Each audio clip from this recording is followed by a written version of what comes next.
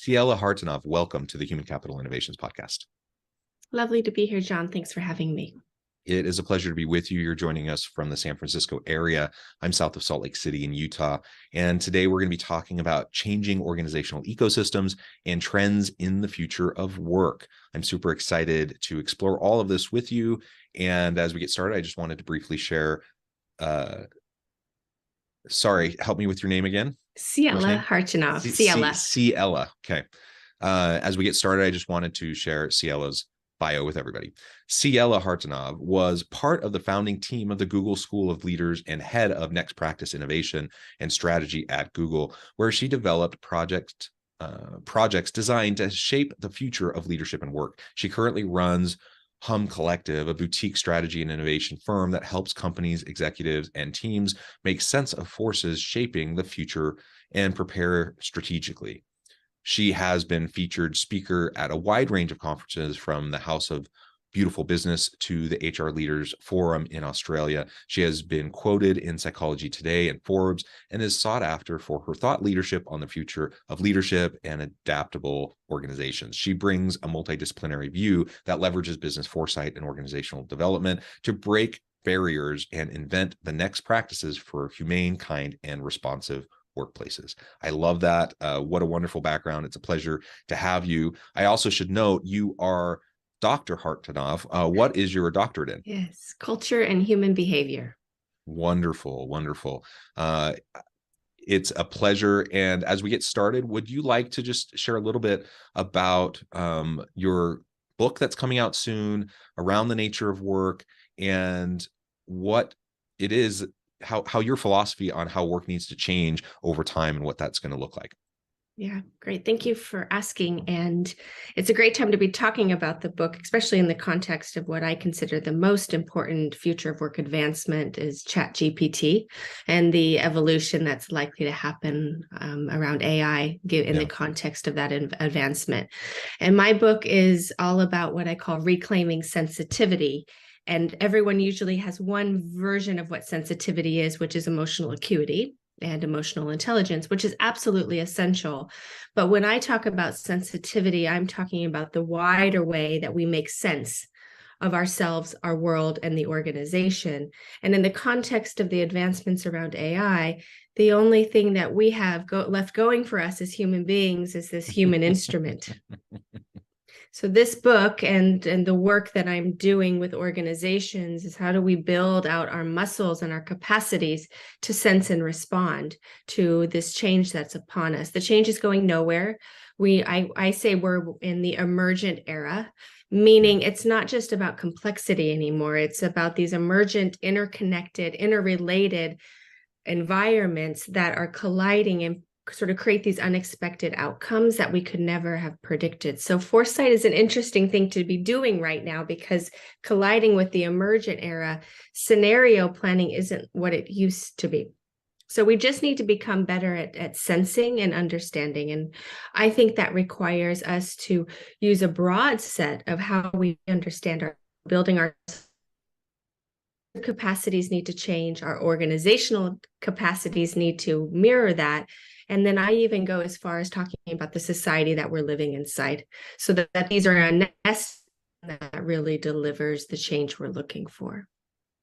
Yeah, that foresight and scenario planning, like you said, in traditional strategic planning, it's important, but it's hard. And the pace of change is just so rapid. And then you have new technologies emerging constantly. And in December, we have the unveiling of ChatGPT, and there are other companies waiting in the wings to release their own versions. And it's going to continue to, early stage, like you said, is absolutely right. It's mind-boggling to think where things are going to be in 5 years from now or 10 years from now.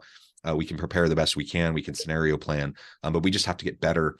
I like how you talked about sensing. We just have to get better at just being present and sensing how things are changing and adapting, and being responsive and proactive about it, so that we're not caught simply trying to play catch up constantly to other organizations that are leading out. I absolutely agree, John. And this is what I call I think this is the major paradigm shift, is the transition from the knowledge work era to the perceptual work era. And we've been sitting inside the knowledge work era for a very long time, where knowledge, expertise, deep understanding, objective truth has been our way to build organizations and understand what success looks like. And I'm not arguing that success hasn't been delivered. Of course it has. We've seen a lot that has been built on the back of knowledge as we understood it. But as you can see, as AI starts having knowledge and being more smart, what we need to do is also expand our perceptual skills, which is the backbone of sensitivity. How do I observe and notice? And we have a body that is very good at observing and noticing. And we're starting to see more and more research about the gut biome, which is basically this internal brain inside a different part of our body, inside of our gut, which actually signals and gives a lot of information to us. We have our emotion. We're learning more and more about how emotions actually are essential in decision making. And of course, we have our cognition and our mindset. And so we have these tools, and building them out means you become a better perceptual worker. And that's what I'm arguing for in my book, but also what I think really is the future of work. Yeah, absolutely. So how are you working with clients? Obviously, you've written a book, you're getting your ideas out there in a variety of different ways, speaking, writing, etc. But you're working with clients around these issues all the time. How do you help your clients to be at the front end of this change rather than being the lagging, years behind trying to play the catch up? Yeah, so there's two main interventions that I help organizations work with. The one is just creating more awareness of the way we need to be. So I run a workshop around how to change your mind about change. And this is about building more agency and resilience in the face of change, and considering what it would mean to take control of your mindset. And there's fascinating new cutting edge research coming out of lots of different places. The one that I follow a lot is there's a lab at Stanford that really is showing that the way we make sense of something in our minds dictates what sort of happens. And we know this from the placebo effect in medicine, but this happens in all sorts of other ways. Stress, we see this in the growth mindset research, that how we understand failure can dictate how we behave. So I work with teams, individuals, to help them understand that the notion that their mindset is really the leverage point to accepting and embracing change and being more resilient and adaptable. So that's one piece of work. The second piece of work is much more around the innovation and strategy work. So I run what I call a next practice innovation process, which is all about building an emergent strategy muscle. So it's an 8-week sprint where we go from understanding the trends, understanding the edge cases and what I'm looking for, or where are these early signals of something afoot. And this is not usually in your industry, and it's not usually even a place that you normally would look. So we look for these little pieces of signaling, because in emergence, there's always these pieces of signaling. For instance, a good piece of signaling in the natural world is, for instance, when you start seeing a path being built, like in the park, where you start seeing footsteps that wasn't actually where the path was. But if you're watching, you're starting to see that human beings are starting to go a different way, and eventually that'll become a full path. So we're also looking for this in business. Where are those early footsteps that eventually will become a full path? Then we work to strategize and understand what this means in the context of your organization. And then we ask you to run some experiments, do some big bets, if that makes sense. And this is a cyclical process. So strategy planning used to be much more long range. You would put a strategy down, it would stick. So that's why I run these in 8-week sprints. So it's how do we continue to refresh and build this muscle? And the other thing that I do in my work is make sure that the knowledge and how to do this is transferred so that it can live inside the organization and become part of the strategic planning muscle. Yeah, and I love just building that into the culture. And like you said, the strategic planning muscle, just the way of being within the organization, it should be embedded, deeply embedded and integrated into what we're doing. It's not just a one-off, let's do our once a year or once every 3 years strategic planning. No, that there was a day and age where maybe that was sufficient. I don't think it probably ever was, but that was the common practice. But we cannot do that anymore. It has to be built in and integrated into everything we're doing on a regular basis. So I love how you're focusing on that. Tell us a little bit more about your perspective around ecosystems changing and what happens in organizations around these ecosystems and why that all matters, why we need to be paying attention to it. Yeah. So there's two ways that I think about ecosystems. One comes more from my background in culture and human behavior. Culture is built by human behavior, but it's also a collective endeavor. So I think it's really fascinating to look at the newer research and revelations really that are coming out of quantum theory, which is telling us more and more the nature of reality is that we are this interconnected energy fields.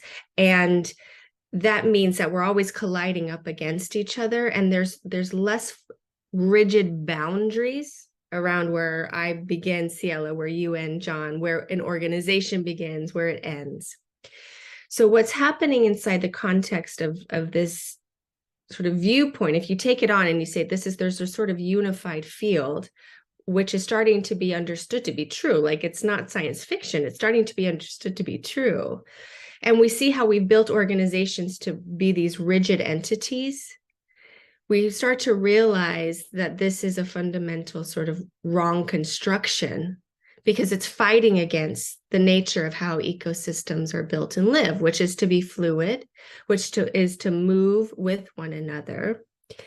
So if you think about industry, I like us to think about how do we break out of our understanding that there's a siloed organization and you're only responsible for this one piece of the organization. And if you get your strategy right and you get your barriers up right and you get your employment contracts right, then you're not going to be impacted by these external influences. Well, we know that's not true. Globalization has shown us that. COVID has shown us that. So this is a fundamental mindset shift around how we think about organizations as insular entities. They're not. So then that bears the question, then how would you build your organization differently? We're colliding up against this heavily inside the future of work in terms of employment, with people wanting to work in other countries, wanting to work more remotely. And now we're running up against this idea around, well, what does it mean to have an employee contract inside the state of California, inside the United States, inside Portugal, where people are getting remote work visas? So you can start to see that this is not actually philosophical. This is starting to happen in real life. So the question I start asking then is, if we have more of this view about the ecosystem model, how would you change the way you think about employee experience, the way you think about building products, et cetera? So that's one piece of sort of the ecosystem itself, is just fundamentally rethinking the nature of how organizations operate and are built. The second piece that I think about a lot lately is, where does employee agency sit inside these ecosystems? In my background around human behavior, it was a multidisciplinary study. So I studied psychology, sociology, and anthropology. So if I'd only studied one and I was just a psychologist, what I would say is that we are individual entities and we're responsible for our agency and we're responsible for healing ourselves to become whole in this world. If I was a sociologist, I would just say, well, we are just a product of the environments that we are inside of. And if I'm an anthropologist, I would say, there's a history of how our cultures have been built, and we're basically products of generations of culture and collaboration. So what if all those things were true all at once? It means that in terms of thinking about an ecosystem model of the future of work, is that we need to look at ourselves as individuals and our own self-awareness, our own evolution, our own agency over how we want to think about our vocation. But it also means that we also need leaders who are able to hold that in a new way and build the constructs in a different way. And we need organizations who realize that they're actually inside a wider nested system of the world around us. So this is where we actually start to get real changes, when we realize it's all this nested system of how the future of work needs to operate. And right now, what's happening is we're rubbing up against a lot of these things where we don't realize that it's actually integrated. And that's the trick, is figuring out the integration. Yeah. And that's, the challenge of traditional organizations and bureaucracies is that we have everything siloed. And so we have all these integrated and nested systems, as you were mentioning. The only way we can really recognize that and take a systems approach to our decision making, our strategic planning, and our adaptability and evolution as an organization is if we can recognize it. And most people aren't very well suited for that. Like, we're not trained well. We're specialists within our silo, and we often just don't see those interconnections. I love your academic background. I'm a sociologist, but a lot of social psychology and cultural anthropology mixed in there. So, we're both of the same mind, I think. And I think interdisciplinary work and the ability to integrate is one of the most important human capabilities that's needed for the future of work for the modern and future organization. And it's one that, frankly, I just don't see a lot of people really possessing well. And in fact, those who tend to possess it,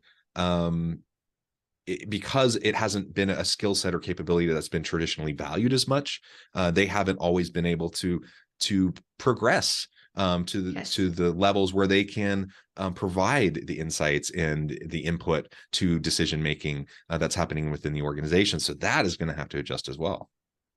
Yeah, what we value needs to adjust, and that's the big question here around the future of work: is, well, what do we value individually? What do we value as a collective? And how does that lead us to success? And what is success really too, right? Is part of the individual question that's being asked. But certainly in organizations, the way we understood building success, I think, is also coming up to a question mark, because it also relates to sort of this idea that more extraction is better. And is that really the kind of societies and organizations that we want to build and leave for our children, frankly? Yeah, absolutely. Well, as we get close to wrapping up in the next 5 minutes or so, I'd love to just pick your brain about some of these trends. We've already kind of talked around some of them a little bit, but what do you see as some of the major trends for the future of work that you're paying attention to right now that you think others should be paying attention to? Yeah, it's funny you asked me that, John, because I just wrote my quarterly newsletter, and what I said to it in it was, I'm writing this in February, not January, because I'm not jumping on the trend hype bandwagon, because I feel like, and this has always been the case in Foresight, there's a lot of trend sort of hype that's happening. Here's what I'm paying more attention to, which other futurists and Foresight people may question or argue with, but I'm more interested right now in the tensions, because I think that that's where we're going to be able to make progress, is the tensions. So here's what's emerging in terms of, and I'm more of a near futurist. I'm watching what's sort of emerging and happening now so we can take action. So certainly there's a lot of futurists who are doing 20 years out, how will AI reshape? I'm wondering, how do we make progress now? So what I'm looking at are sort of the tensions that we're experiencing. So we're experiencing an economic tension right now with, are we in a recession? Are we not in a recession? And really this recalibration, at least in the tech sector, which is where I spend a lot of my time. And that is up against this piece around employees wanting to take back agency, wanting to have careers that look more expansive and have this portfolio career where you have a lot of different freelance opportunities. And this was really thriving, but this is going to be coming back up against the current economic situation. So what I'm interested is looking at the in-between, and where is the equilibrium going to come out, because that's really going to shape the long run, the long path. Because right now we're in between these two states.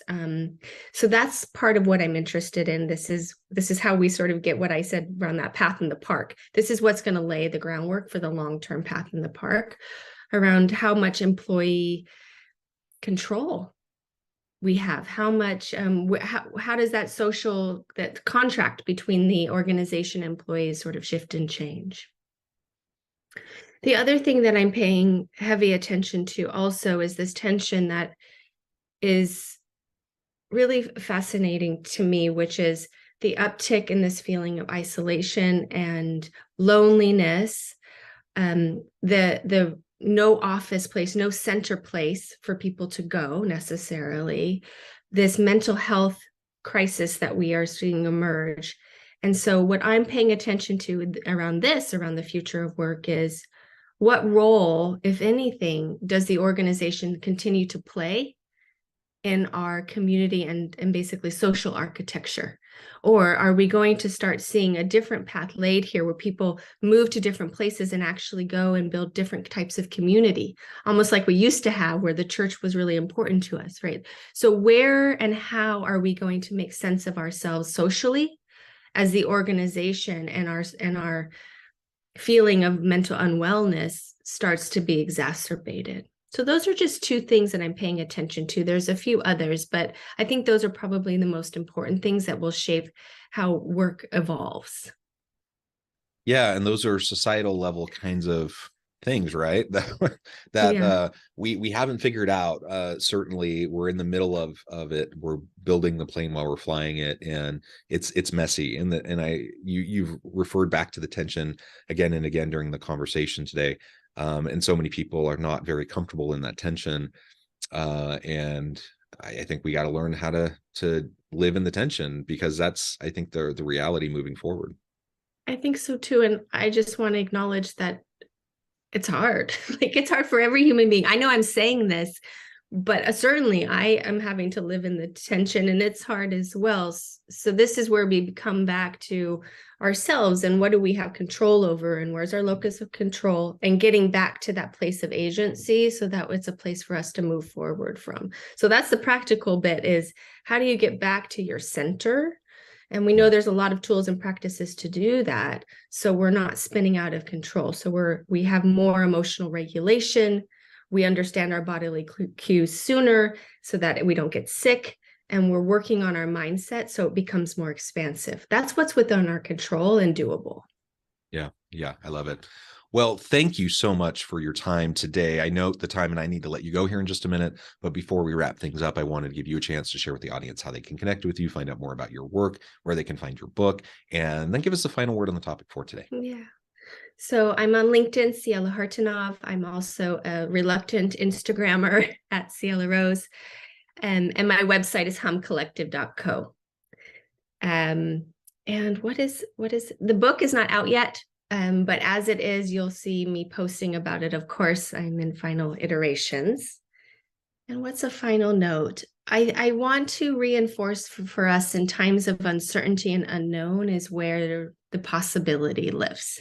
So if we can anchor on possibility, optimism, hope, that is our way through.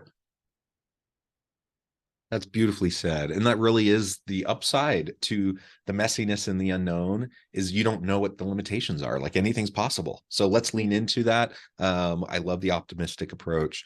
I think we need more optimism in these challenging times. Thank you so much. It's been a pleasure. I encourage the audience to reach out and get connected, find out more about what you can do for them. And as always, I hope everyone can stay healthy and safe, that you can find meaning and purpose at work each and every day. And I hope you all have a great